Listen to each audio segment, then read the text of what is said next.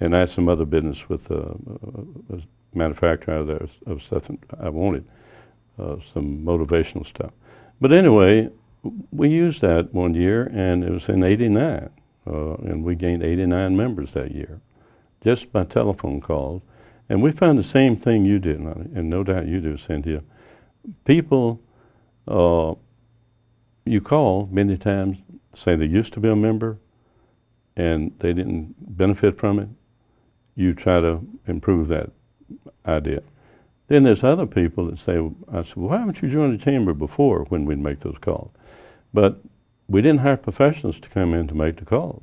We had people like you and Cindy actually make the calls to prospects. Made a tremendous difference. That relationship is such an important thing. And I asked this one person, who happened to be Bel Air Engineering, why haven't you joined before, Debbie? She said, no one asked. No one asked from the chamber. And one of the biggest and oldest businesses in Bowie, and her father was, I think, in the operation at the time. And I said, why aren't they members? Well, when I called her, sure, she'd join. I said, why haven't? Nobody asked me. So that's the same way I think you're developing. And you've got to realize, I used to be in Texas, and I had 100 salesmen or more, and I'd have regular monthly meetings. And I occasionally would travel with a salesman in Lubbock or Amarillo, whatever, or Tyler, Texas. And I would say, you know, partner, you did a good job in that call on that homeowner, but you didn't ask him to buy. You told him what you do, but you didn't ask him when you should you begin. Ask for the order. And it's a strange thing about those ideas and tips that come along. And in the case of gaining members, I'm still convinced that a lot of members don't have time to come to chamber event. A lot of them that do their business and leave the community, that the mixers, which is the hours after 5 o'clock, gives them an opportunity to meet other people. And like you and Cindy, you attend those and they do well. But we've got a little time left. And I think, like you mentioned your husband, have you thought about, has he thought about a business, Cindy? He's actually in business for himself. He and his friend started a business before he left his company, before he was, before they cut down. Yeah. And so they, he's been working with, it's called Bowie Lawn Care. He's been doing a lot of lawn work with his friend. Well, that's great. That's like a landscape guy. Yep. Well, my son's running a pest control company. Right. And they're having the biggest increase this year over 5 years. And it's amazing. Referrals are 3 out of 10 calls that come in. And when we're talking about generating your business, that's a good generation. And I would imagine a lot of your contacts now come from referrals. Would that be correct?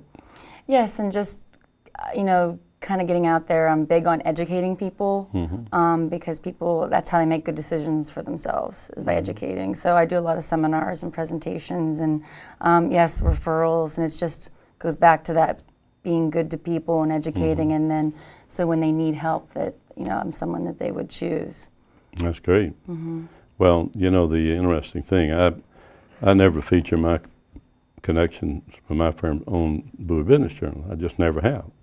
But when we have guests on, I feel like we have a great privilege to introduce you and what you do, you know. And consequently, that's why I very rarely say anything about my business. And it's one of our policies that I've always had guests, and we talk about their business, what it does for the community, what it does for people you work for and deal with. And Cindy, I imagine you save people a lot of money over the years by doing work for them that they would have to probably hire an employee to do. Correct. Additional employee, I would imagine.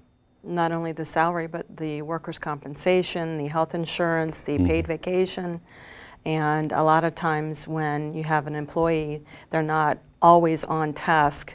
They are chit-chatting at the water bottle or water fountain, in the restrooms and things like that. So a virtual assistant is always on task and paid for their time on task only. Well, you know, that's a good point. And it's too bad to have so much experience. You always triggers a thought. But I was economic development representative, director of Prince George County. We were on the 4th floor, and we had a policy when you go up or you go down one if you're going one floor, you go up one floor, but if you're going two, you take the elevator.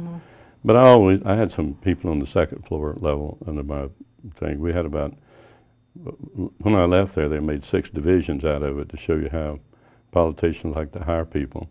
But I had to go down to this particular, and I saw this guy in the hallway or the stairwell almost every time I went there. Same guy. So finally, I spoke to him every time, and I'd do this sometimes twice a day, almost every day.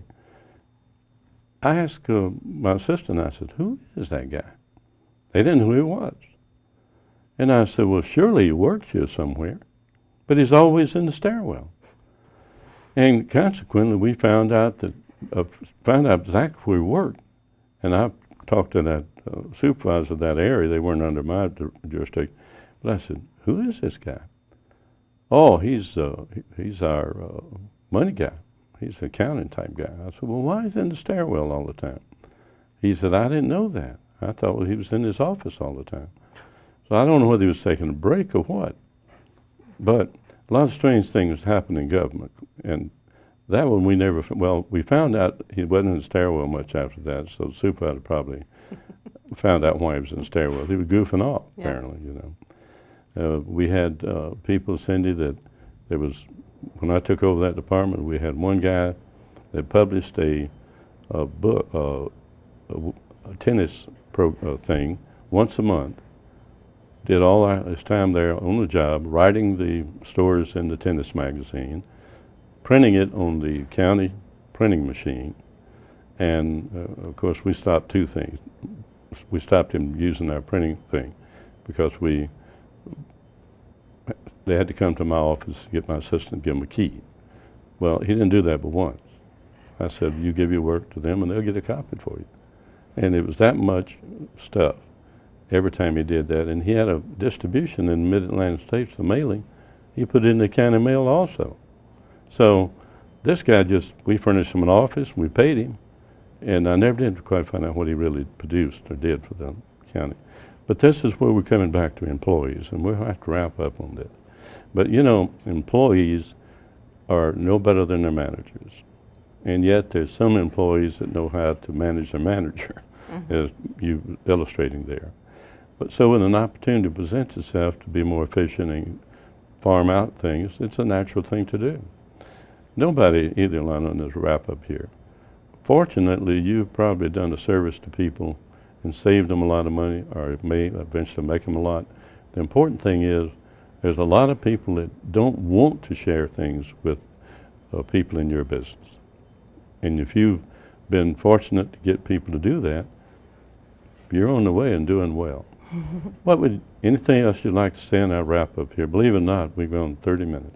Really? And it went fast. And we can do it again sometime. Sounds wonderful. All right. So we'll wrap up. Thanks for tuning in. And tune in next time. I just got the note and said we got to go.